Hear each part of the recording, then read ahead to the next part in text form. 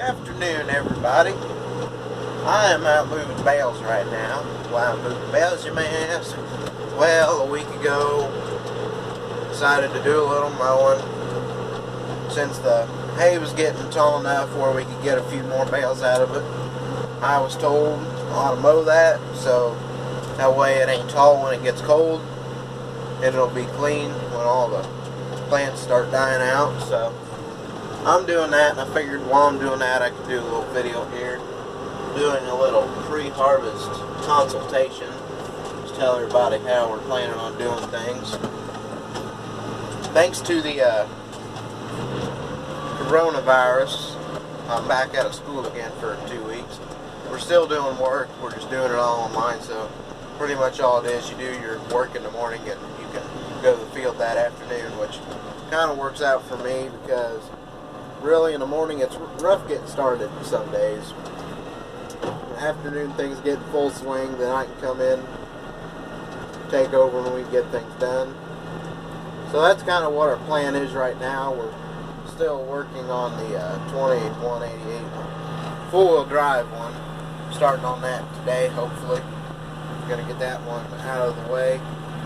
It's the hydro, it needs to be fixed. Got to take that out, so we got to take all the side shields off of it so we can pull that piece out.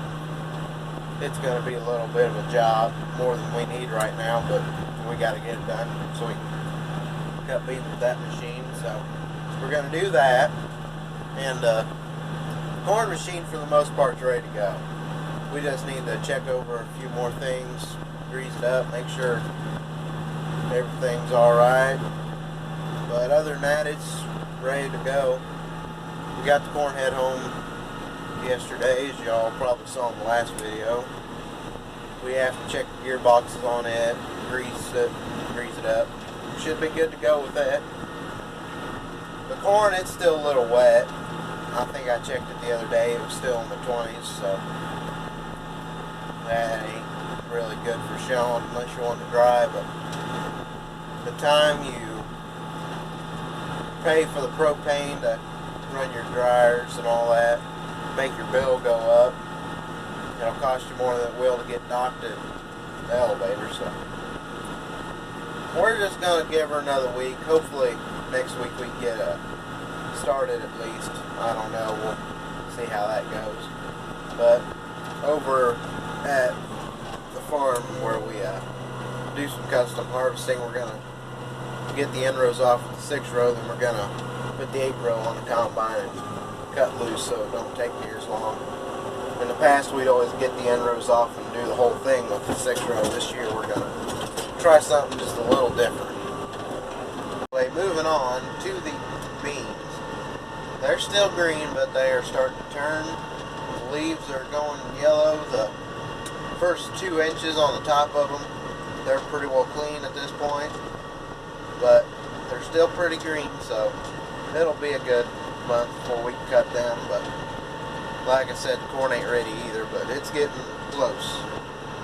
We're probably going to do these 2 fields here at home, then we're going to move on to our custom harvesting, do that, then I don't know if we'll move up north first. I doubt it. We'll probably go down, shell corn at the Shoemake farm, then we'll head up north. But it'll be middle of October before we get real hammered down, which this upcoming week October starts. So we'll see. We're pretty much just playing it by ear right now.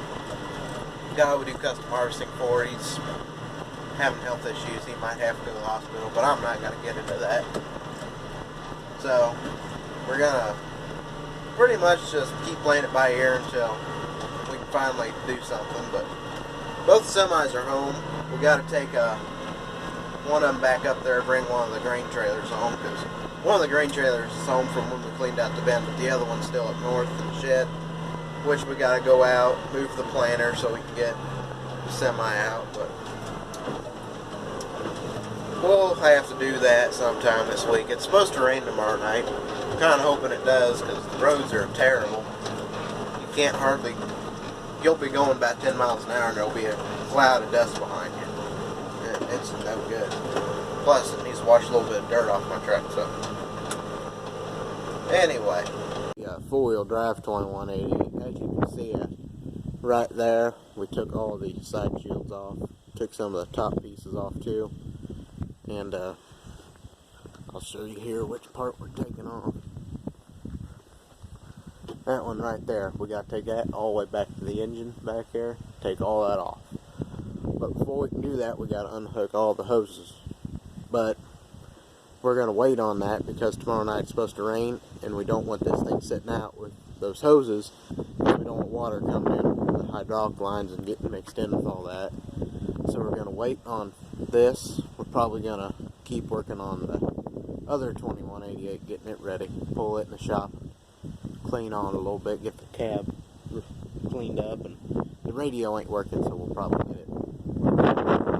Anyway, we're going to hold off on this, but taking that off, it's going to take us a little bit.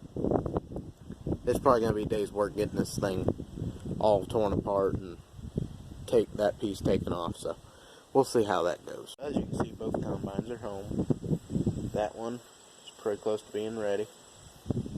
We just need to clean on it a little bit, like I said. This one back here, it's going to be a humdinger, as they say, but we'll get it ready. We always do, so hope y'all got something out of this video. Just thought I'd give you a little information about how things are going to work. Sorry for the lack of videos. With school starting, I ain't been around as much, and pretty much all we've been doing is working on that combine. Ain't much really been going on other than that. I've been shooting trap and such, so hope y'all enjoy the video. Please remember to like, comment, and subscribe. We're at 75 subscribers right now. I'd like to get to 100 by the end of harvest. We will see. Thank everybody for the support, and I'll see you next time.